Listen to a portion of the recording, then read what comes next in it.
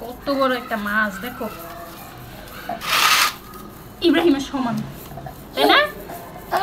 তাই না? Hello everyone, আসসালামু আলাইকুম। কি খবর তোমাদের? আশা করি তোমরা সবাই ভালো আছো। এই তো আলহামদুলিল্লাহ আমি অনেক ভালো আছি।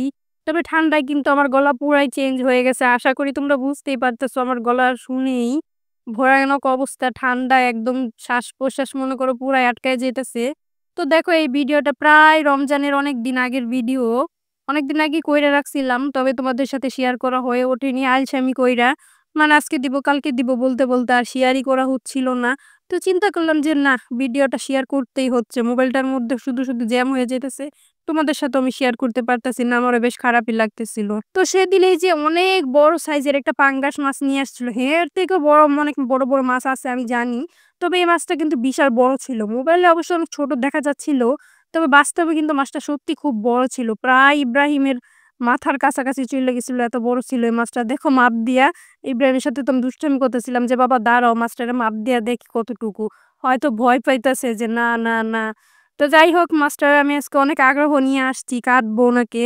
আমি কিন্তু পাঙ্গাস মাছ খুব একটা খাই না। খুবই মাঝে মধ্যে মনে যদি চায় আরকি ভেজে এক টুকরা খাইলে খাই। তাছাড়া কিন্তু পাঙ্গাস মাছ আমি একদমই খাওয়া পছন্দ করি না।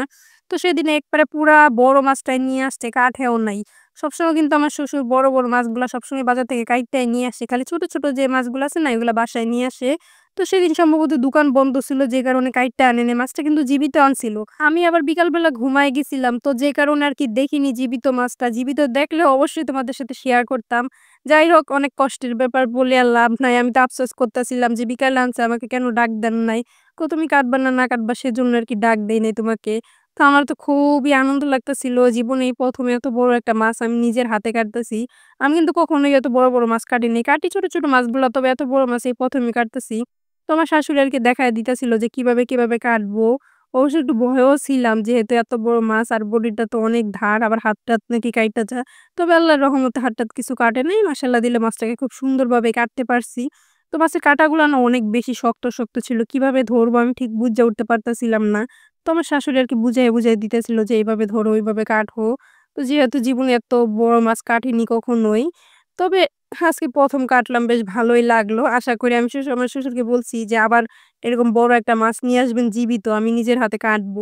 আমার কাছে কিন্তু বেশ ভালোই লাগছে। আর যে দেখো মাথাটা এত বড়, ওর কাঁটাগুলা এত মোটা, মোটা কাটতেই পারতেছিলাম না। পরে কি করছি, পাড়ার পুঁতা আছে না, শিলপাটা যেটাকে বলে আরকি, সেই শিল দিয়া বাইরাইয়া ২ শাশুড়ি ছেলের বউ মিল্লা এটারে কাটছি। মানে কি যে মাছটা কাটতে এত কষ্ট হয় নাই। এই মাছের এই কাঁটার ২ টা কাটতে যে এই পরিমাণের কষ্ট হইছে। অবশ্য একটু ভয়ও ছিলাম কখন আবার হাতটার মধ্যে লেগে যায়।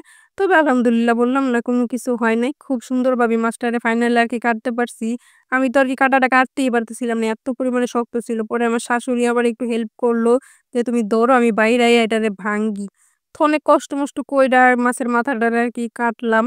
তো দেখো এটার একদম ছোট কইরা ফেলাইছি। এত বড় মাথা তো আর খাওয়া যায় না। কারণ রান্না করলে ভিতরে কিছুই যায় না। তবে মাছগুলা কিন্তু অনেকগুলা মাছ হইছে। ইব্রাহিম খাবে, আমি না খাই। আমিও খাই না, আবার ইব্রাহিমের বাবাও। আমরা দুজনে একজনও আরকি পাঙ্গাস মাছ পছন্দ করি না। তবে ইব্রাহিম মাশাআল্লাহ দিলে বেশ ভালোই খায়, বাইচা দিলে কিংবা রান্না কইরা দিলে।